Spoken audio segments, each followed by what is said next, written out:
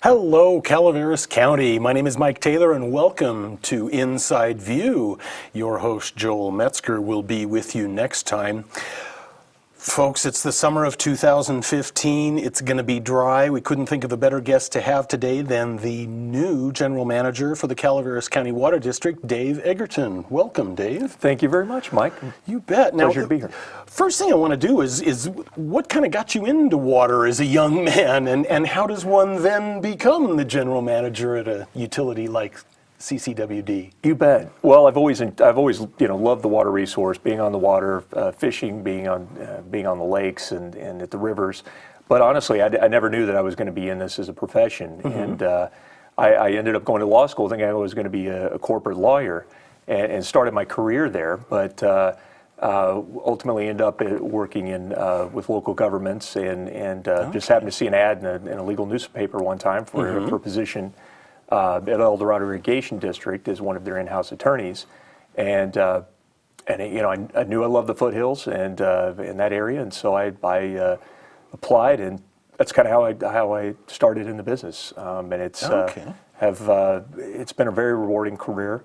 I really feel like I'm doing something that matters. It's important to our community now, and some of the things we're working on are going to be important to the children of future generations. So, sure. Yeah.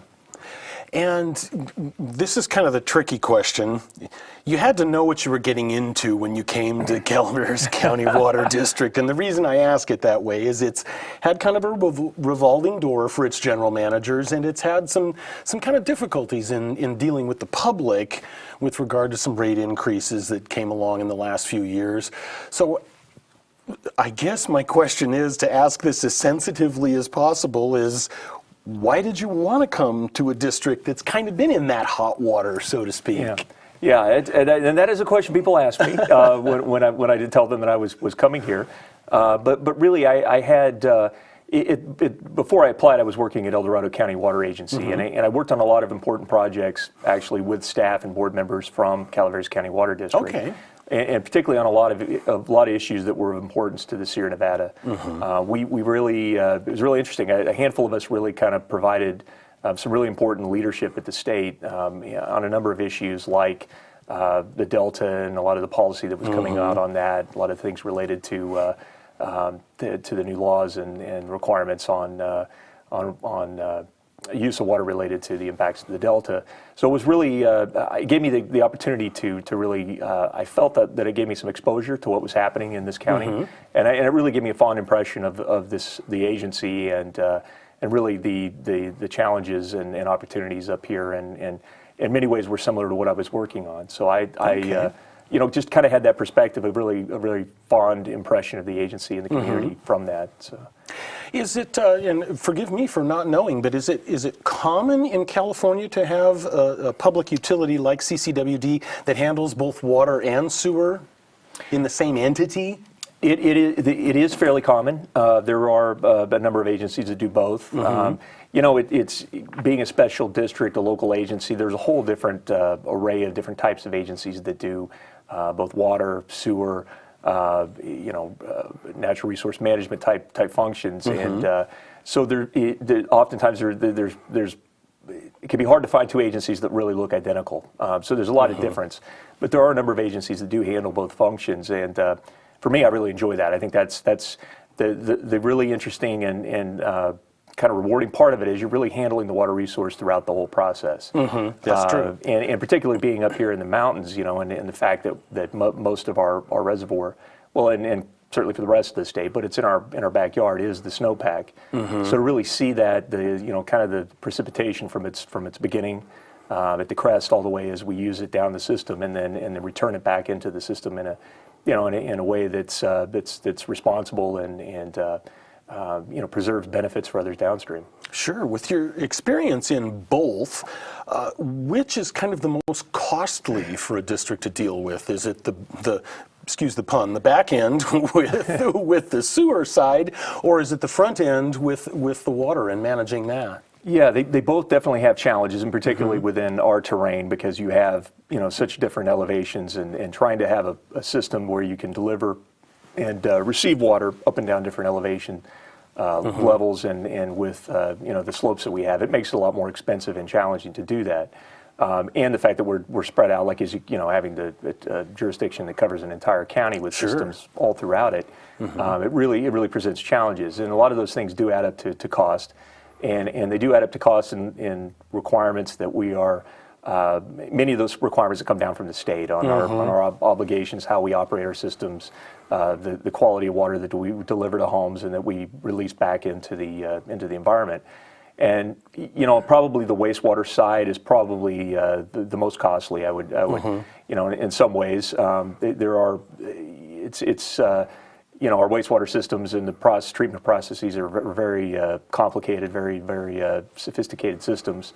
That allow a lot of the water to come back into be treated and return in a state that's such high quality that it's allowed to be used again. It's often cleaner than the water you're dumping it into, isn't it? You bet. In fact, there are a number of agencies in Southern California who openly say that the highest quality water they have is their reclaimed water coming out of their recycled water plants. Yeah. So the requirements for how we operate and what we do are always getting more stringent, and and certainly in times of drought it becomes even more complicated. It is. I love what I do. I love what we do. It's in so many ways it's very basic. It's a very fundamental, elemental human service for basic human needs. Sure. But that's what makes it so enjoyable in my mind, because it is so important. In a sense, it really does touch public health and safety. I mean, what we do provides fire flow protection for our community. There's just so many aspects of it that really do touch the lives of the community, and that to me, that's what's really rewarding, is to feel like we're doing something every day to really help the people of our community. Great. With the widespread, the size of the district, what are some of the, let's say, spots you've got to keep an eye on in your infrastructure with CCWD? Where are sort of some of the little worries that you see some say pending situations coming up? Well, how much time do we have? It's a challenge because we do have so much infrastructure in the ground, and and unlike maybe a phone network or something like that would have or a power system that might have above ground facilities. A lot of our facilities are in the ground, and so the people, the public doesn't see them every day to the same extent that they may other utilities. But really, there's a lot of infrastructure that we have that is coming to an age where it's going to have to be replaced. Some of for example, right now in the Ebbets Pass area with the Reach 3A transmission line, I mean, that's one that's of one of our most important water projects to get done. That's part of that. What that rating? Well, it is the purpose of why our rate increase went into effect.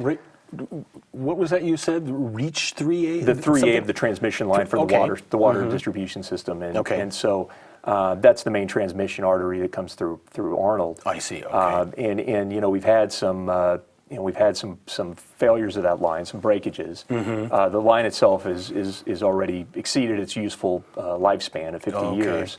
And so really that, Mike, I think is what the challenge is. It's not a surprise. I mean, we've got infrastructure that is only going to last so long. I mean, this is a steel and mortar pipe. I mean, it's under high pressure, and so certainly, we have to expect that those things are going to happen. Yeah. Our the thing that I'm most concerned about is I want to make sure we get those projects done before we're basically in an emergency situation. Sure. And because that.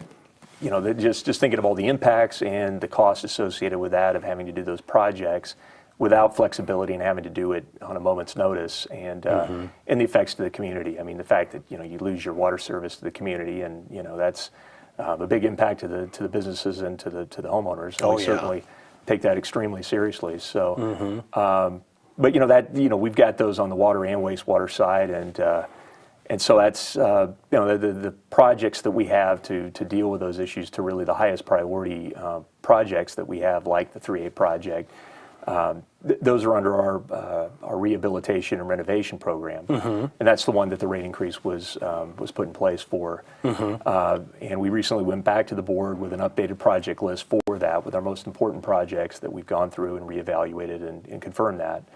And really that really gets to the heart of the question that you're asking is what are the biggest concerns, and that really are the ones that we have to deal with right now. Will we be seeing trenching anytime soon in Arnold to replace that line, or how soon is that on the time frame? As soon as we can get going on the construction, the better, because we really are working hard. I really appreciate the hard work of our staff to get this out, the design done, so that we can go forward and bid this project and get it under construction. So that was going to be my next question. You will bid that out. You don't have the manpower and or staff to do that project yourself. Yeah, it's a substantial project. It is. It definitely would be one we'd go out for bid with. Because your crews can go out and fix these small leaks, and small leaks being, of course, a relative term, but your crews can fix those leaks and that kind of thing. Absolutely, and they do that, and they're doing some things right now with putting in isolation valves in that transmission line, so that we can have the ability to isolate. If there is a break, we can isolate it. Oh, we sure. don't have to take an entire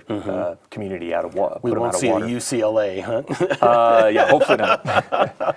But that really is the challenge is that we do have, and it's the community's asset. I mean, our water and wastewater infrastructure. It is an incredibly important asset, but it's very costly to maintain, and it has a lifespan. And my charge from the board, and when I came in, we had 3 new board members, and it was in a lot of ways it was a great time for me to start, because we really had everybody kind of taking a fresh look at everything. Kind of a clean slate. It really was. And so they said, we really want you to go back and take a real hard look at the projects that we have on that list for the R&R projects, and really evaluate what are our highest priorities, because the ones that we're going to spend the public's money on, particularly the money that was collected under the rate increase, which is there's certainly that's something that's we got to make sure that we use that to our best ability to really achieve exactly what we said we would, and that's to repair and replace the infrastructure as we need to make sure that we can continue to provide the safe and reliable service. So that's what we've been doing the last beginning of the year until recently. Last month, we actually went through, reevaluated those, and looked at things like that, like the lifespan and the incidence of failure or risk of failure, as well as things like what our legal obligations are with the system. Certain areas that that we have regulatory requirements that if we don't, that we know that we have to make some changes or improvements, or deal with some issues that if we didn't, we could end up with really substantial liability if we had a problem. Sure. And and so we were evaluated all based on those kind of factors, and came back with an updated list, and the board recently approved that. And with that, we were able to reevaluate the rates necessary for this program, and that's how the board was able to come up with a decision to delay the rate increase, or to suspend the rate increase that would have gone into effect in September. Okay. For both water and wastewater. And I forgot how long that got delayed. For now, it's 1 year, but we've been given direction from the board that we have to come back, but again, next spring, no later than next spring, and we have to go back and do the evaluation on, again, what we're going to do is update, this update of this project list is really going to be an annual thing. It's really a living document. We've got to make sure, and as things change, I mean, we may discover that there are other water lines that we have issues with we don't even know about, or we may have new requirements from the state that force us to do some upgrades with our system that we hadn't contemplated. Sure. So we're going to come back by spring. We're going to reevaluate that. We're going to bring that back to the board, and again, it's going to be if we can get the important projects done with the rates that we have in hand, that gives them the ability to, if they want to further suspend or extinguish that rate increase. Sure. Okay. But we were able to show that the projects that we really need to get done, we can accomplish those with the rates that we do have in place now. Great. And and I think that was really important. And for us to say, look, we understand that, take that very seriously. The fact that we've raised rates. This is there've been real impacts to our customers. Many people have reached out to share their experience and how it's affected them, and it's something I've heard from my board that this is something that they care about greatly. Is all of the rates that we are collecting, we need to make sure that those are really necessary to get the work that we have to get done. Sure. So. Are the majority of the projects on this list, I guess I was going to ask, are they, all water, or are they all sewage, or are they pretty much spread evenly in between, or? We have projects on both sides, in that, and they kind of, continue basically in. These projects will be continuing, a lot of overlap between projects. Sure. We'll have wastewater system projects that will be underway, go out for bid and construction, while we're designing and implementing the water projects as well. And that's just recognition of the fact that again we have very extensive infrastructure with both systems, and so. The rates for the programs apply to water and to wastewater. So we're collecting those rates so that we can fund those projects that we have on the list. Okay.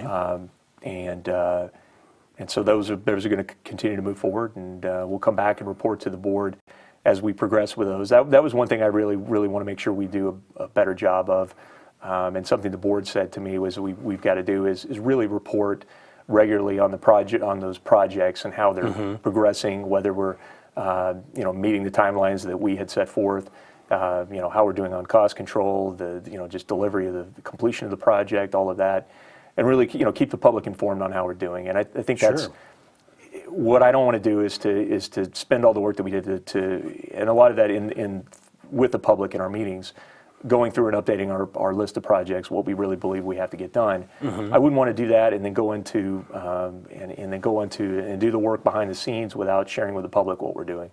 We have to. We've got to make sure we continue to communicate and tell them how are we actually executing on that list. So that's something we'll continue to do. Well, and that also helps the board sort of track the financing of, say, future projects, I would imagine. Absolutely, and but we want to have good information, like you said. I mean, by tracking that and keeping a close eye on it, what works and what doesn't. I mean, if there are ways that we can better sequence our projects, or a lot of our projects we pursue grants on, state and federal grants, and have been very successful with that. And sometimes there can be lessons learned from that we could apply for some of the other projects. Maybe being able to really double down on that and try to really make that even more effective. Maximize those matching funds. Yeah, exactly. So I think that that was really part of what I heard from the board, is that they said we really want to have that kind of analysis. We really want to use this to get even better at what you're doing, how we're performing these projects,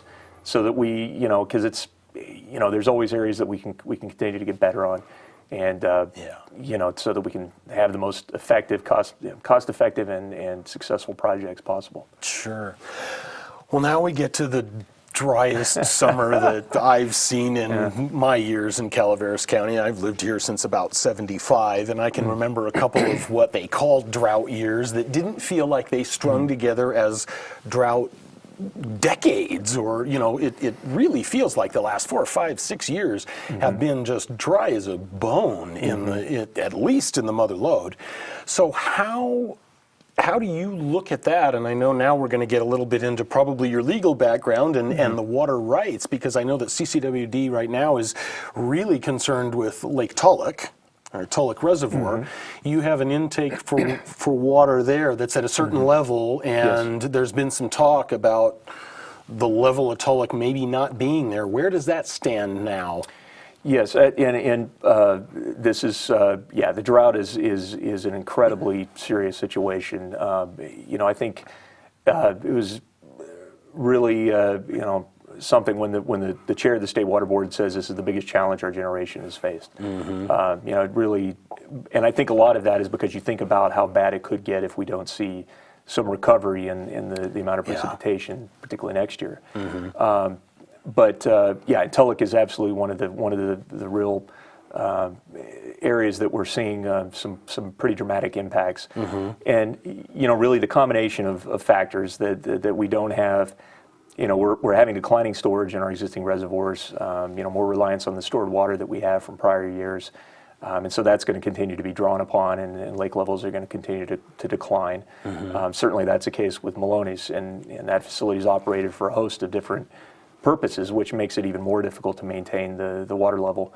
But it's less than 25% capacity right now. So And coupled with that is because we don't have the snowpack, and the last snow survey that was done on April 1st, which is supposed to be the peak average of the season, is where they did the snow survey on Echo Summit. There was no They there was walked no snow. out into a dry field. Exactly. That was truly frightening. That's Yeah, where it exactly. really hit home for me, because you're used to seeing them walk out with the pole and they're in snow of some kind, Yeah. and there weren't even splotches around on the ground there. So. Yeah, and so that was a really appropriate setting for the governor to issue the most recent drought declaration. But it is pretty frightening to think that snowpack as of April 1 was about 6% of average. So, Sure. And that is our largest reservoir, and so that really is what concerns a lot of us, is that we already have lakes that are severely impacted, and we don't have the flows coming in, and we won't have the flows that would normally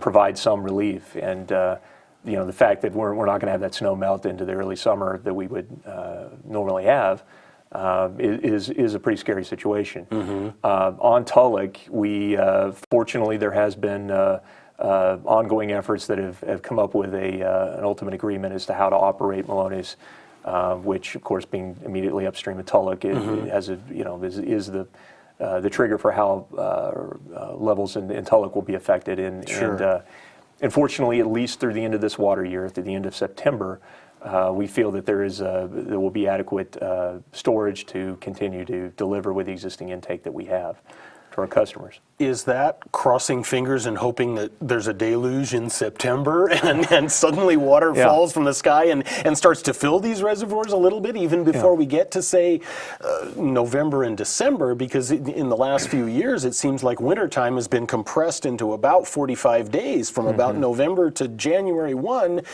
and then we dry up. So yeah, it would be foolhardy to think that that's going to solve our problems at getting through September, and that's why it's kind of a staged approach, a stepped approach that I think we really are trying to take. And first and foremost was to preserve.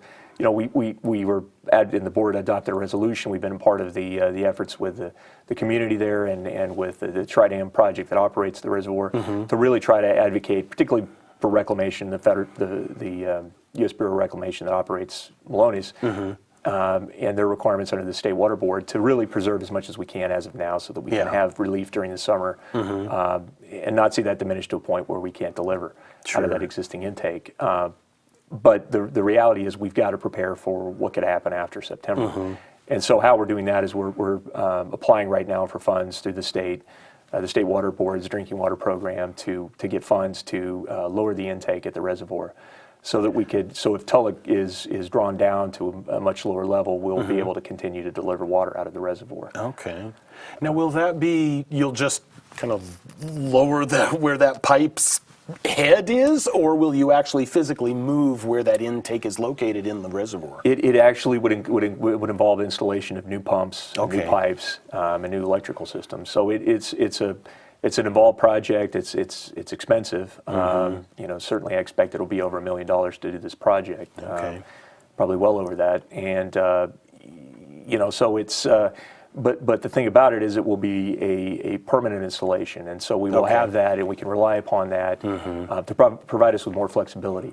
But that, and as I said, a stepped approach. That's really the second step. We want to get that in place as quickly as possible. The challenge is going to be the pumps that we want that we're going to put in require a lead time to manufacture. I see. Which could be as long as 6 months. So you can see we're going to be up.